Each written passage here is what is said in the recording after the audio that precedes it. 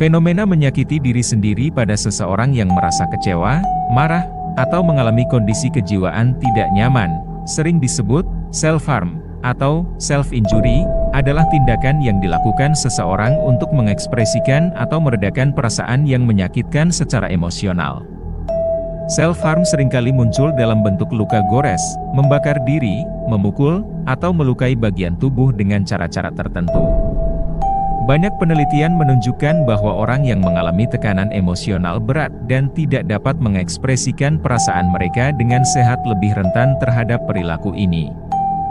Berikut adalah penjelasan detail terkait fenomena ini.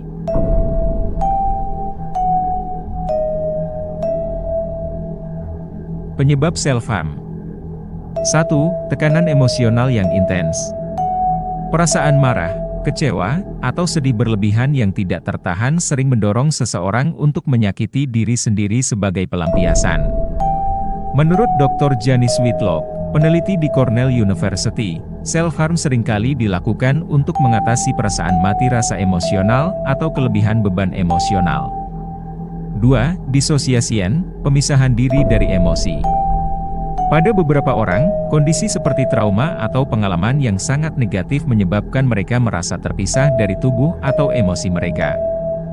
Self-harm bisa menjadi cara untuk merasa hidup atau kembali menghubungkan diri mereka dengan realitas. 3. Mencari kontrol dalam ketidakpastian. Sebagian orang merasa tidak memiliki kendali atas aspek hidup mereka. Melukai diri menjadi cara untuk mengambil kendali atas satu aspek, yaitu tubuh mereka sendiri. 4. Permasalahan kesehatan mental. Self-harm seringkali dikaitkan dengan gangguan kejiwaan seperti depresi, gangguan kecemasan, gangguan kepribadian borderline, dan trauma masa kecil. Menurut American Psychiatric Association, individu dengan gangguan ini lebih rentan melakukan self-harm karena mereka mengalami fluktuasi emosional yang intens.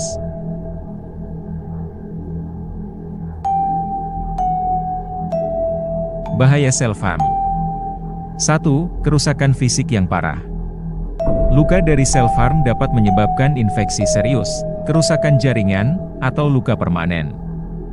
Dalam kasus yang ekstrim, ini bisa berujung pada kematian. 2. Meningkatkan risiko bunuh diri. Meskipun self-harm tidak selalu berarti seseorang ingin mengakhiri hidupnya, penelitian menunjukkan bahwa mereka yang melakukannya lebih rentan terhadap pikiran atau percobaan bunuh diri. 3. Efek pada kesehatan mental jangka panjang. Self-harm dapat memperparah masalah kejiwaan.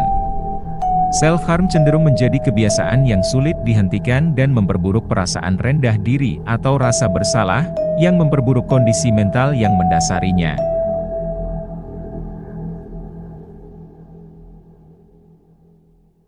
Cara mengatasi self-harm. 1. Pendekatan terapi kognitif perilaku, CBT. CBT adalah salah satu terapi yang paling efektif untuk mengatasi self-harm. Menurut Dr. Marsha Linehan, pencipta Dialectical Behavior Therapy, DBT, metode ini sangat membantu individu untuk mempelajari cara baru mengelola emosi dan reaksi mereka, menggantikan self-harm dengan cara yang lebih sehat. 2. Mengganti dengan kebiasaan lain. Teknik yang disebut harm reduction melibatkan penggantian self-harm dengan aktivitas lain yang lebih aman, seperti menggambar, menulis jurnal, atau memukul bantal. 3. Dukungan sosial. Berbicara dengan teman, keluarga, atau komunitas pendukung dapat membantu seseorang menemukan cara sehat untuk mengekspresikan perasaan mereka. American Foundation for Suicide Prevention menyarankan agar seseorang mengembangkan jejaring sosial yang mendukung sebagai langkah pencegahan. 4. Terapi obat-obatan.